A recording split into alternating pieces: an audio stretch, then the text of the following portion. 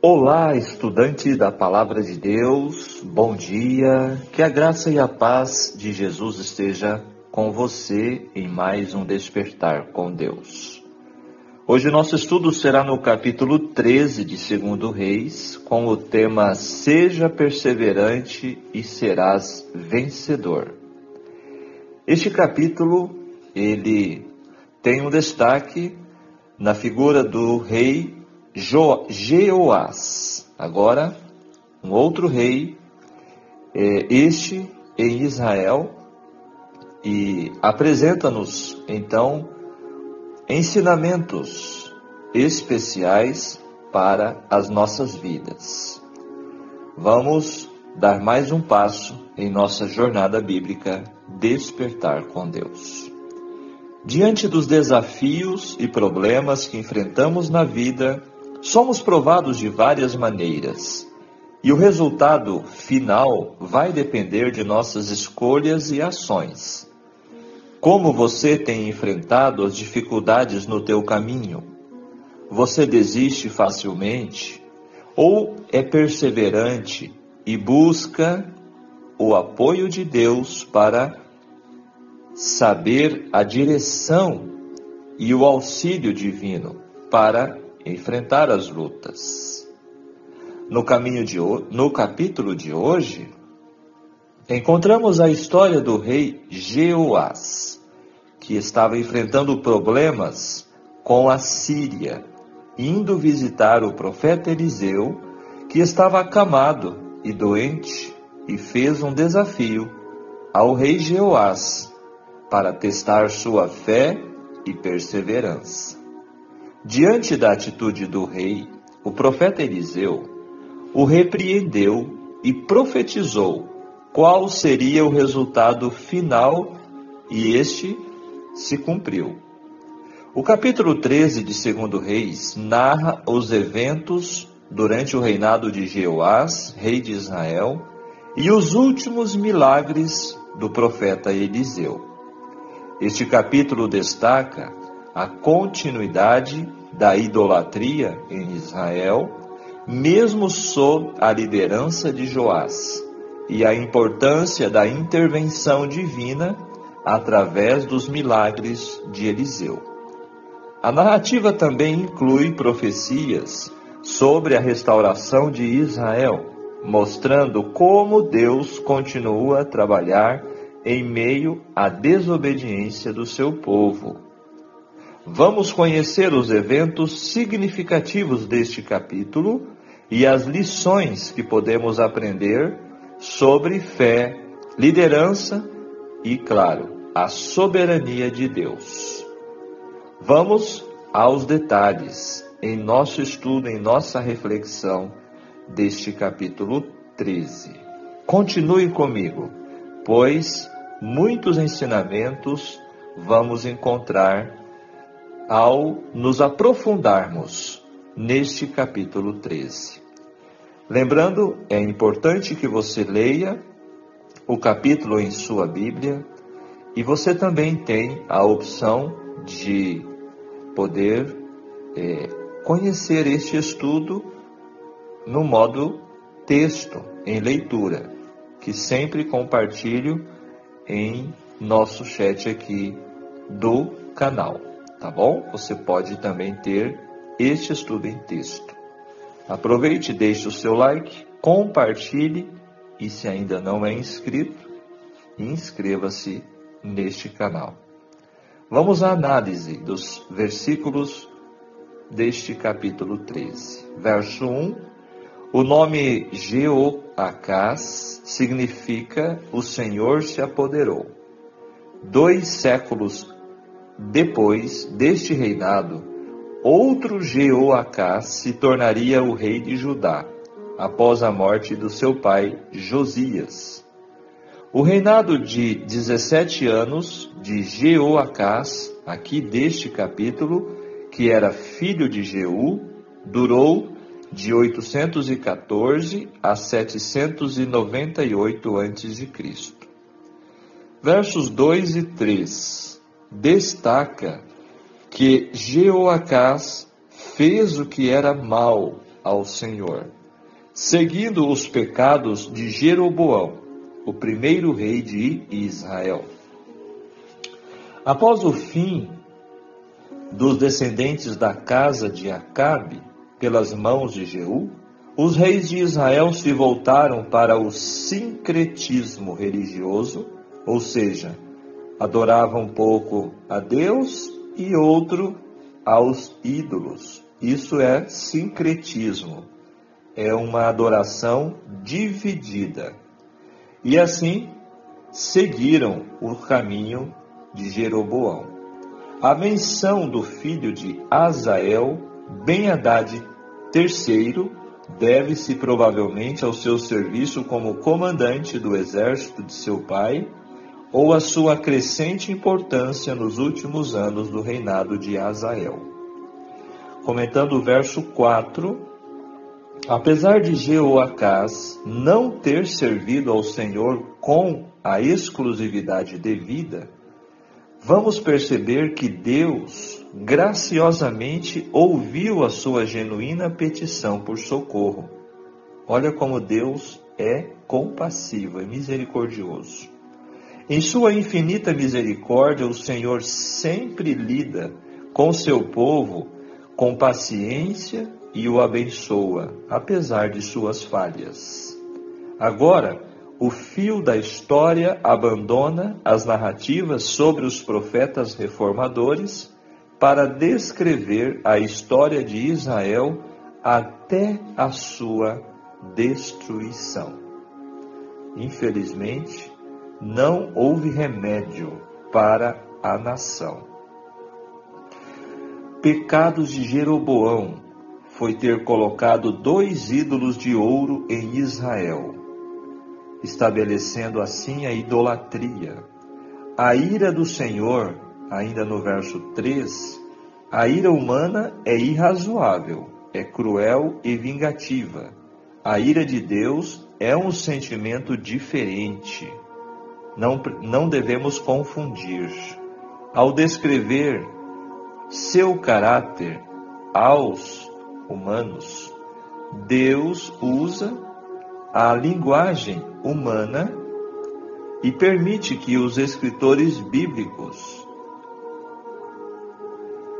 utilizem expressões que se aproximem do pensamento divino, mesmo que elas o transmitam de forma imperfeita. Ira é utilizada aqui para descrever a reação de Deus ao pecado. Incluir todos os elementos da resposta humana à provocação para compreender a palavra ira, quando aplicada a Deus, é violar a linguagem bíblica. O ser humano tem uma concepção obscurecida de Deus. Em Cristo, Deus demonstrou seu caráter ao mundo. Jesus declarou: "Quem me vê a mim, vê o Pai." Para compreender de forma mais plena a natureza da ira de Deus, é necessário estudar as reações de Jesus às situações que suscitaram suas emoções. O comportamento dele na purificação do templo em Jerusalém, por exemplo, no capítulo 2 de João, é uma demonstração de indignação, autoridade e poder. A repreensão aos fariseus, no Evangelho de Mateus, capítulo 23, foi dada com lágrimas em sua voz. Há o choro angustiado de Jesus também sobre os judeus obstinados, em Lucas capítulo 19, verso 41. Foi Jesus quem dirigiu o destino de Israel nos dias de Jeoacás. As aflições com a Síria foram permitidas por amor e na esperança de que a disciplina divina restauraria os instáveis israelitas à razão e a Deus. No versículo 4 destaca que Jeoacás fez súplicas. Nenhum dos 19 reis foi genuinamente justo ou piedoso no reino de Israel, o reino do norte. Alguns buscaram ao Senhor, mas somente nas horas de calamidade nacional ou social, como se vê nos casos de Jeoacás e Acabe. O caráter místico do rei Jeú descreve-se em 2 Reis, capítulo 10. O que Deus deseja é um verdadeiro arrependimento, seguido pela consagração total do coração.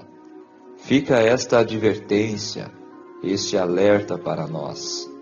Não devemos buscar a Deus somente quando estamos em dificuldades. Devemos servir a Deus de todo o nosso coração. No versículo 5, a palavra Salvador.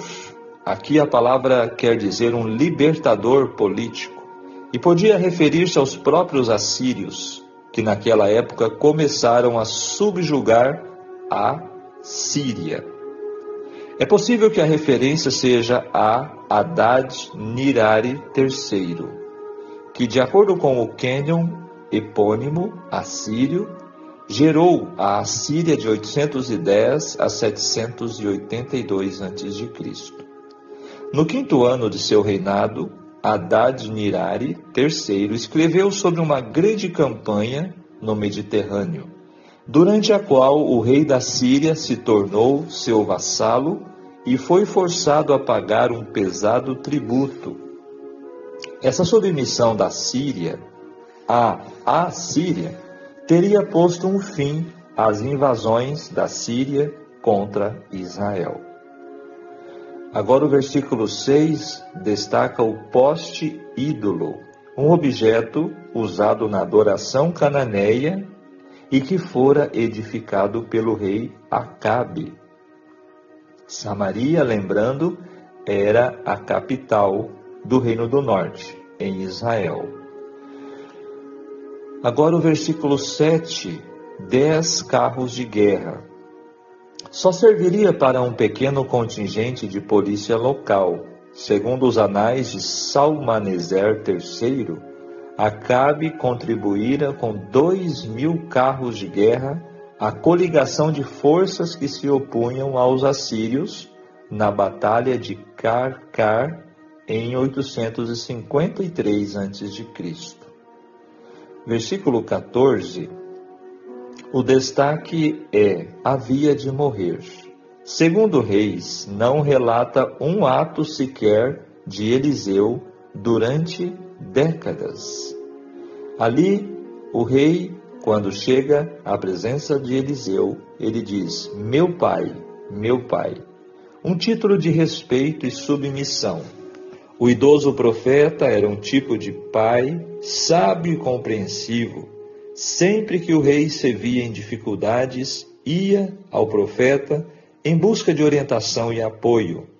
Jeoás estava longe de ser justo, mas foi atraído ao profeta Eliseu, reconhecendo nele um verdadeiro servo de Deus. Ele disse: carros de Israel, seus cavaleiros. O mesmo título fora dado a Elias. Por ser o protetor de Israel, Eliseu assumiu um papel ativo nas guerras. Jeoás usou a mesma expressão que brotara dos lábios de Eliseu quando viu Elias subir no redemoinho. Embora a história registre que Jeoás fora mau, ele não podia deixar de lamentar a perda do poder espiritual e moral que a nação sofreria com a morte do grande profeta. O sentido da exclamação equivalia a dizer que as vitórias políticas e militares que Israel obtinha eram devidas às orações de Eliseu e aos seus conselhos. Agora o versículo 15. Então lhe disse Eliseu. A resposta de Eliseu à lamentação do rei foi profetizar-lhe vitórias nos anos seguintes, em proporção à fé demonstrada naquela entrevista. O verso 16, Eliseu então ordenou que o rei pusesse suas mãos sobre as mãos do rei. Com esse ato simbólico, Eliseu indicou que Jeoás devia lutar, tendo sobre ele a bênção divina contra os arameus. Então, no verso 17, a flecha da vitória. Uma declaração de guerra naqueles tempos, muitas vezes era feito atirando-se uma flecha dentro do território inimigo. A janela que dava para o leste, para o oriente. Essa janela abria-se para o lado da região controlada pela Síria. Ela dava vista para a Transjordânia, que estava sob o controle dos arameus e de Ben-Hadad I. Segundo, o versículo 18, Eliseu disse para o rei Jeoás: atira contra a terra. Este foi outro ato simbólico. Então, eram dois. Um era atirar a flecha e o outro era ferir a terra. Este foi outro ato simbólico para indicar que a vitória sobre a Síria não seria fácil. A libertação completa não viria senão como resultado de um esforço longo e constante. O rei estava sendo constante, ou seja, estava buscando mostrar ao rei a importância da perseverança. Então o verso 18 diz que Jeoás golpeou o chão apenas 3 vezes e parou. De alguma maneira, Jeoás deixou de perceber o sentido interior que o profeta o estava exortando a fazer. Eliseu considerou que Jeoás era claramente culpado pela sua falta de entusiasmo.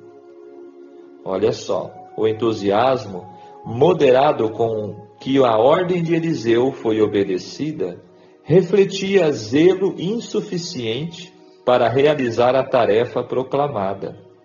Jeoás parou cedo demais, desistiu muito rápido. Foi-lhe dito que atirasse no chão, mas ele decidiria quantas vezes atiraria. Isso determinaria o resultado final. Se ele fosse agressivo e determinado, perseverando até alcançar o objetivo, obteria completa vitória sobre seu inimigo, e a Síria nunca mais seria uma ameaça a Israel. Os sírios, nome grego para os habitantes da terra de Arã, era localizada ao norte de Israel. No verso 20, descreve os moabitas. Estes habitavam a leste do Mar Morto. Os coabitas eram descendentes de Ló. Moabitas, né? Eles eram descendentes do patriarca Ló. A entrada do ano, ou seja, lá no Oriente, na primavera, era a época que os reis saíam para a guerra. Aí no verso 21, descreve algo impressionante. A sepultura de Eliseu. Portanto, neste capítulo, encontramos que Eliseu faleceu depois de doente, foi enterrado em uma caverna por meio deste milagre. Agora, durante um ataque dos moabitas, jogaram um corpo na cova de Eliseu, e este corpo ressuscitou. Interessante, a Bíblia descreve um milagre impressionante de Eliseu, né, aí já morto. Deus chamou com isto a atenção do povo para a fonte do poder do falecido profeta. Claro que foi um milagre divino. Este milagre teve um efeito profundo sobre os que o testemunharam e sobre os que se relacionariam com ele mais tarde. Era tempo de sofrimento e angústia. Os moabitas faziam expedições na terra, roubavam as colheitas. Era uma época em que as pessoas poderiam perguntar: onde está o Deus de Eliseu? Onde estão os milagres do passado? A ressurreição do corpo evidenciou que o Deus de Israel não estava morto. Ele estava disposto a operar ainda milagres. Se as pessoas dessem atenção às mensagens do profeta, Deus, mais uma vez, concederia vitória sobre o intruso e restauraria a segurança à região. Olha que lições. Isto serve até hoje em nossos dias, quando nós realmente nos voltamos a Deus, Ele está disposto a nos socorrer. Versículo 23, Ele não se dispôs a destruí-los ou a eliminá-los. O Senhor, na sua misericórdia e graça, era longânimo com o seu povo e refreou-se de implementar maldições conforme a aliança, o exílio para longe de Canaã. Esse adiamento do juízo forneceu a Israel a oportunidade de se arrepender e voltarem à fidelidade segundo a aliança. No versículo 24, este Ben-Hadad é o filho de Azael. Após a morte de seu pai, ele reinou com o nome Ben-Hadad III, de 802 a 780 a.C. Fechando os versículos, agora o 25, por Jeoás ter ferido a terra 3 vezes com as flechas, Deus permitiu que ele vencesse os sírios somente as 3 vezes. Contudo, o Senhor graciosamente subjugou a fé inadequada de Jeoás, dando a vitória a Israel sobre os arameus, durante o reinado de seu filho Jeroboão II. Agora, vamos ao livro Profetas e Reis, que traz-nos detalhes além do que já conhecemos aqui neste tópico. Falando de Eliseu e sua doença. Tão eficiente havia sido o seu ministério e tão vasta a sua influência, que em seu leito de morte, até mesmo o jovem rei Jeoás, idólatra, com apenas um mínimo respeito por Deus, reconheceu no profeta um pai em Israel, e admitiu que sua presença entre eles fora de mais valor em tempo de prova do que a posse de um exército de cavalos e carros. No relato do capítulo de hoje está escrito: E Eliseu estava doente da sua doença de que morreu, e Jeoás, rei de Israel, desceu a ele e chorou sobre o seu rosto e disse: meu pai, carros de Israel e seus cavaleiros. No verso 14.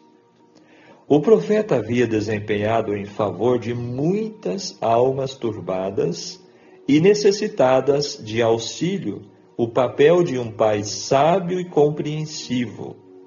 No presente exemplo, ele não voltou as costas ao jovem sem Deus que tinha diante de si.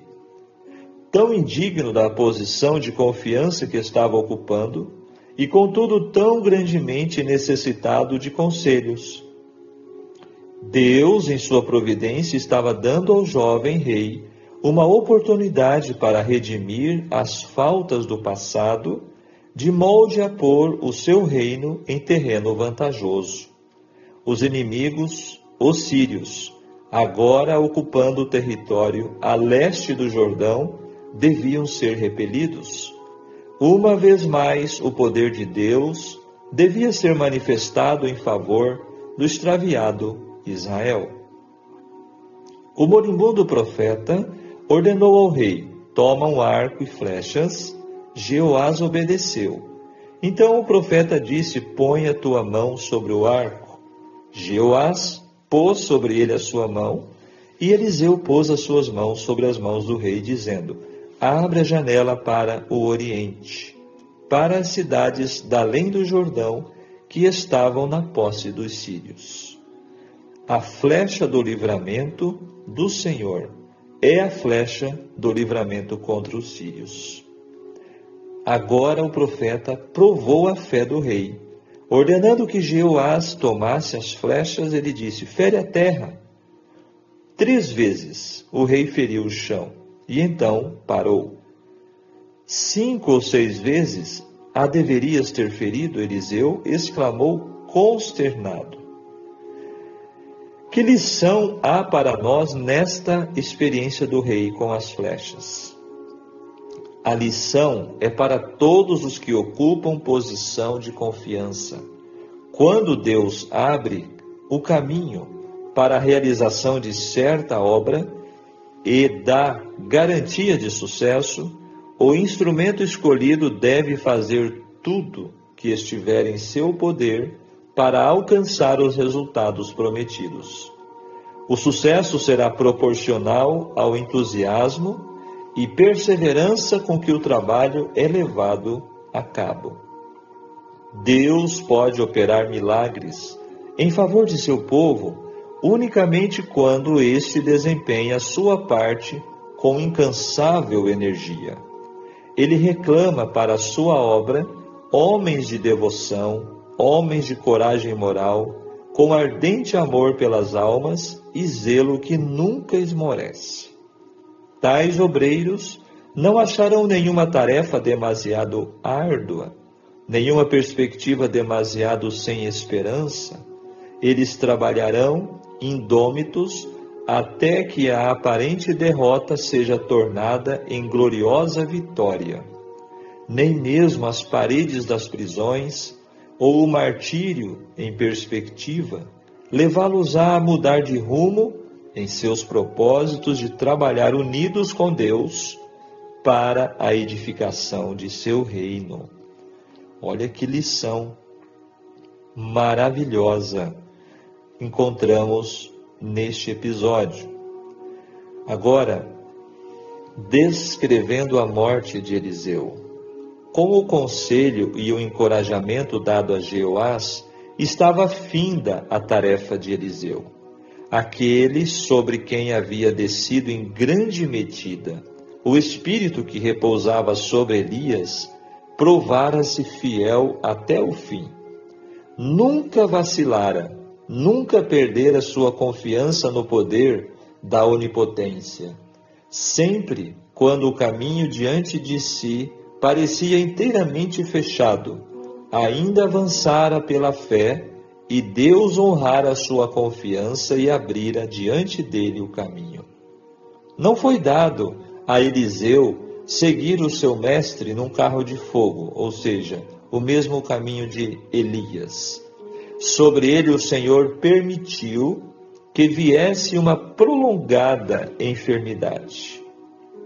Durante as longas horas de sofrimento e fraqueza humana, sua fé permaneceu posta nas promessas de Deus, e ele sentiu sempre em torno de si mensageiros celestiais de conforto e paz. Como nos altos de Dotã ele vira os exércitos circundantes do céu, os carros de fogo de Israel e seus cavaleiros, estava ele, agora cônscio, da presença cheia de simpatia dos anjos, e foi assim sustentado. Através de sua vida havia exercido forte fé, e ao avançar no conhecimento das providências de Deus e de sua graciosa bondade, a fé havia amadurecido em inamovível confiança em Deus, e quando a morte o chamou, ele estava pronto para repousar de seus labores. Destacando o que está escrito no Salmo 116, verso 15: preciosa é a vista do Senhor a morte dos seus santos. Fecha a página 264 do livro Profetas e Reis. Agora, as lições para nós hoje. Se quisermos uma vida relevante e interessante, é fundamental que mergulhemos fundo na busca pela vontade do Autor da vida e dar a devida atenção à sua palavra, que é a Bíblia Sagrada. Ao considerar o capítulo em pauta, reflita em 3 atitudes. Primeira, estabeleça o plano de colocar Deus como centro de tudo, em tudo que você fizer. Segundo, dependa da orientação de Deus e de sua palavra quanto aos planos de tua vida. E terceiro, lute confiando no poder de Deus até ver os planos dele realizados em tua história. Tais itens foram desconsiderados pelos reis, tanto de Israel quanto de Judá, mas não por Eliseu, grande homem de Deus que até seus ossos secos deram sinal, revelando o sobrenatural poder de Deus que atuava através dele. Do capítulo tratando de Jeoacás, Jeoás e Eliseu, somos informados que, estando o povo de Deus em perigo de inimigos, maior perigo era a morte do servo de Deus. Jeoás, rei de Israel, considerava o profeta como seu pai e como carros de Israel e seus cavaleiros. Assim, Jeoás buscou o profeta para saber a direção de Deus. Assim também devemos fazer. Sair do comodismo, da ociosidade, não deixar a preguiça reger a nossa vida. Devemos abrir a janela, seguir a direção determinada por Deus e avançar confiantemente. E devemos também ser intensivo em nossa dedicação ao lutar pelos sonhos de Deus para nós. Toda pessoa que procura Deus, ainda que de forma errada, recebe atenção e resposta. Porém, a vitória depende da confiança depositada nele. Os reis de Israel venciam pela graça de Deus, mas permaneciam em desgraça pela falta de mais confiança em sua regência. Sem Deus, a vida é incompleta, até mesmo para os reis. Na hora do desespero, os aflitos se lembram de Deus, que não os decepciona. A decepção que as pessoas enfrentam se dá unicamente pelo fracasso em não viver, intensamente as orientações divinas. Estas são lições profundas que encontramos. E agora vamos ao fechamento. Ao chegar diante do velho profeta, o rei o chama de pai. De fato, Eliseu tinha sido um pai para Israel. O jovem rei, mesmo cometendo vários pecados contra Deus, reconhecia que Eliseu era um servo de Deus. E assim, nós precisamos avançar, perseverantes como flechas do Senhor, declarando sua vitória mediante o amor. Como Eliseu segurou nas mãos do rei para lançar a flecha da vitória, Deus quer que nos coloquemos em suas mãos. Então, ele enviará o Salvador com poder e grande glória para a nossa eterna libertação. Vigiemos e oremos. Amém? Aí está o nosso estudo detalhado no capítulo 13. Lições preciosas para nós e ligando o pensamento do dia. Feliz é o homem que persevera na provação, porque depois de aprovado receberá a coroa da vida que Deus prometeu aos que o amam. Está escrito em Tiago, capítulo 1, verso 12. Vamos fechar nosso momento de despertar com Deus, vamos agora falar com o nosso Deus, depois de ouvir a sua voz no estudo de hoje. Pai querido, Pai eterno, graças te damos pelo despertar desta manhã. Obrigado, Senhor, por mais este momento de comunhão contigo em tua palavra, pelos ensinamentos que recebemos de tuas mãos. Ajude-nos, Senhor, pois somos fracos, somos indefesos e sem ti nada podemos fazer. Assim como ajudaste os teus filhos no passado, queira, Senhor, nos socorrer hoje, diante das lutas, das dificuldades e problemas. Tenha misericórdia de nós. Queira, Senhor, nos batizar com teu Espírito Santo e queira, Senhor, conduzir as nossas vidas segundo a tua vontade, em nome de Jesus. Amém. Muito bem, que Deus te abençoe, que Deus te guarde. Ficamos por aqui. Um grande abraço, tenham todos um ótimo dia e até o nosso próximo encontro com a Palavra de Deus. Tchau, tchau.